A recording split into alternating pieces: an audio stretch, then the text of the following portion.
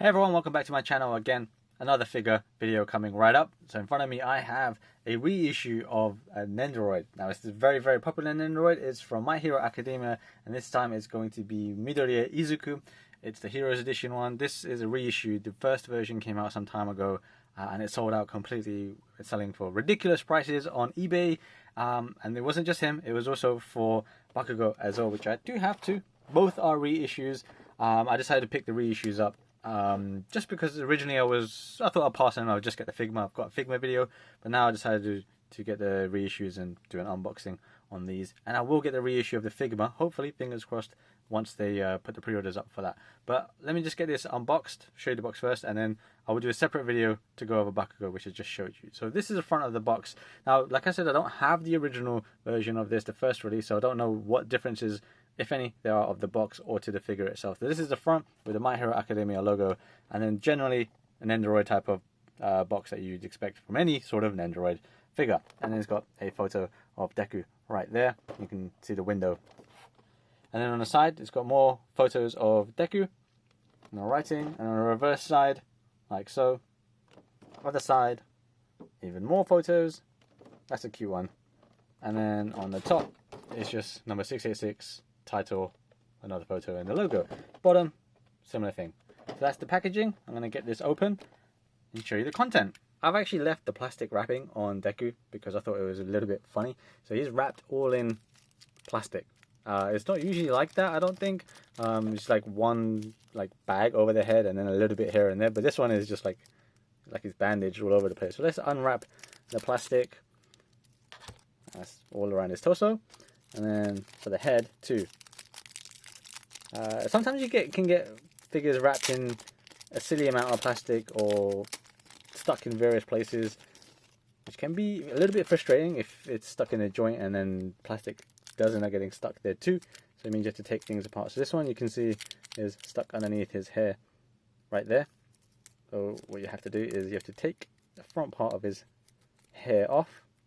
Now, if you've seen Nendoroid videos or figures or any of my Nendoroid figures and videos, you know this is pretty common. You can just take the head piece off and that's how you change the face. But I'll get back to that momentarily. Here, sometimes these can be easy to pull out, sometimes not so much. How should I do this? I'll just tear it like so. So what I usually do, so it doesn't get stuck. If you don't want to take the head off, if it doesn't necessarily need to come off, then I just tear it like so and then pull it underneath, so it doesn't get stuck in a joint. That's happened to me in the past for a different figure, Magneto, if you want to know. But yeah, here is Deku with his hair back on. Now he doesn't stand so great on his own. I'll get back to the figure momentarily. So without further ado, let's go through the other parts of the content. So of course, it comes with an instruction pamphlet, which every figure does these days. And I'll consult this if I need to, but generally tells you how to take off the hair to replace the face, how the stand operates, etc. Now, it does come with a stand, like all good Nendoroid figures and Figmas do. So this is a Nendoroid specific stand, and then it comes with the part that plugs in, like so. I like to do mine diagonally. I do it in one corner, and then I have them standing, and then it's diagonally. I'll take pictures later on so you can see how I do them. But in the displays, they usually have them fixed flat.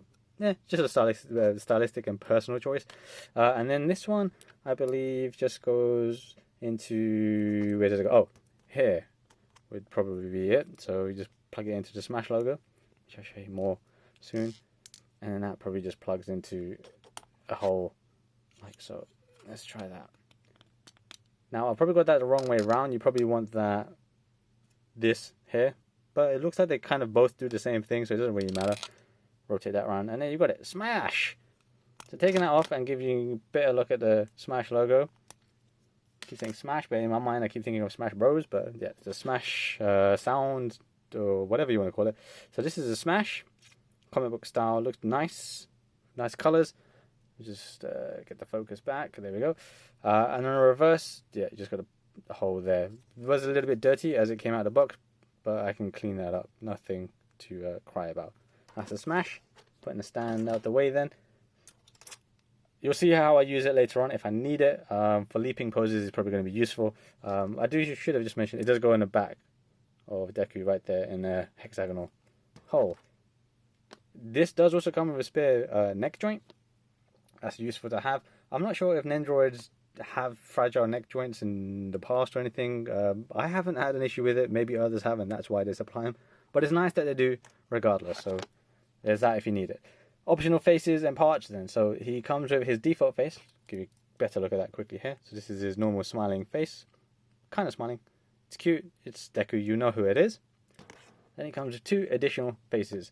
So this one is his angry battle face, if you like. You've seen this in the anime and in the manga if you read the manga. And then the third face is the crying face, where, of course, he's a bit more emotional. I think this is cute. I think once it's actually on him, it looks really, really nice. So we'll do that. Now, I haven't actually done this off camera yet myself, so it'll be the first time I see it in person too. Hands then. So let's go with this one. He comes with a flaming hand. This is more of an effect hand where he's actually mid-battle and he's using his powers. It's translucent orangey. Hopefully you can kind of make that out. Get that focused in. Yep. Oh. There we go. Yep, there you go. So it's cool hand. It's cute. It's cute size. I mean, everything's all chibi style, so it looks, you either like it or you don't, but I like it. Then he comes with this pair of hands. So these are open pair hands, open palm. Nothing overly exciting, but they're useful to have. Then he comes with another pair. So this one is more of slightly scrunched fingers. Show you that. There we go. And then the right one is when he uses his flick. So you got slightly bruised, or not quite bruised just yet, but he's about to unleash it, and then it will end up becoming broken. So they've done that. Let's get a closer look at that so you can see it. Nope. Is that happening? Nope, that's not happening. Okay, you're only going to be able to see it from yay. Yeah, it's just not happening. But that's the hand anyway.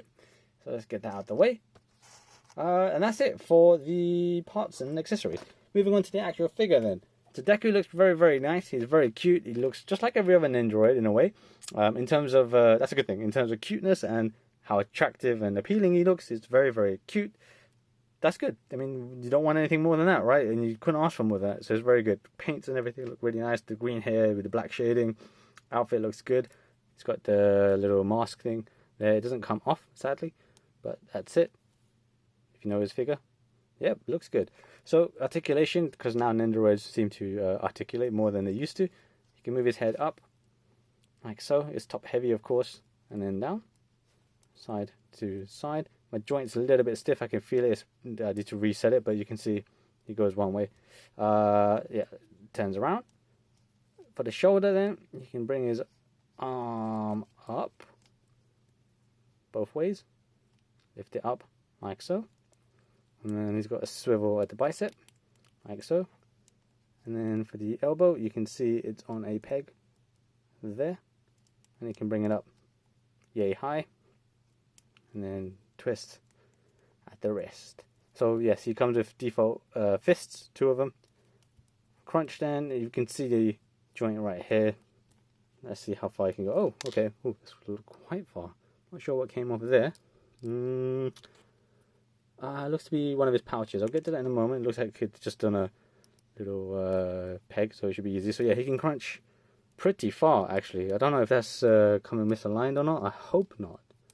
I do hope not. Oh yeah, it was slightly misaligned, but that's okay. Easily fixable, so it's back to being normal. So, okay, maybe he shouldn't actually go too far, crunching-wise. Not sure then why they've done it.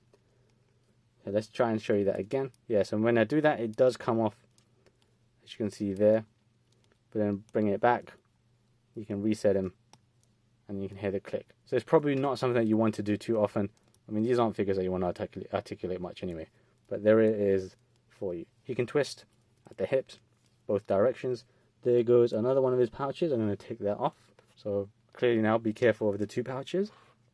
Put them there so I know which one's which. The leg, I'll go into the right leg. Goes up only yay high, not too much. And it kicks back a lot further. Can bring out about that far. The knee, hopefully that doesn't split like it did. Okay, his foot's come off. But that should be easy enough to fix. Okay, so the bend only happens around that much, not too much. And then, yeah, it's a bit stiff, this one. So I'll just kind of show you that again. Oh, actually, no. There we go. It's just a stiff joint. So you can go 90 degrees. and then bring it back. His shoe came off, as you saw, but that's just on a simple ball joint, so it's easy enough to get back on. Hopefully it's not a loose thing. They were clicked back on with ease. Came back off with ease, but one of those that you still have to tug it. That's not a bad thing. I mean, it can happen on some figures. It's definitely not as bad as my last video where I had to bring out Sora or Goofy. You know, the triple pack and Goofy's leg just flew off. This is not too bad. It can happen. So overall, it's not amazing, but, you know, it's a Nendoroid, so yeah, you don't expect them to articulate too much. They're cute figures that you might have in some like mini dynamic sort of display. Let's put his pouches back on. So you saw that can be a bit of a problem, but as you can tell, they're just on a little peg, so just plug them back in like so. There we go. My hands are a little bit big and it's a tiny figure, so it can be a bit of a pain to get in. Well, maybe not. I got it in easily, so just keep that in mind though when you do play around with this figure, that these might come off, so don't lose them. They're very small. Okay, so that's the Deku figure. Yeah, I've shown you that. Let's take his hair off and change his face. So I showed you how to take off the hair. You just take the front part, pull it off, hold from the back piece of the hair, pull it off, and you got the face, pull the face off. Then everything gets revealed. Now let's go with a crying face, because I think that's kind of cute. And then just line it up, plug it in, put the hair back on, and hey presto. It's like night and day change. I just love this face. It's so cute. It's adorable. I love it. Pretty clean joint. Not many gaps. I mean, if you look super closely, you might see it, but you know, it's fine. There you got a bit bigger one. But close it. All good. All good in the hood. So yeah, this face is super nice. Because that was relatively quick to do. Let's do it for the third face.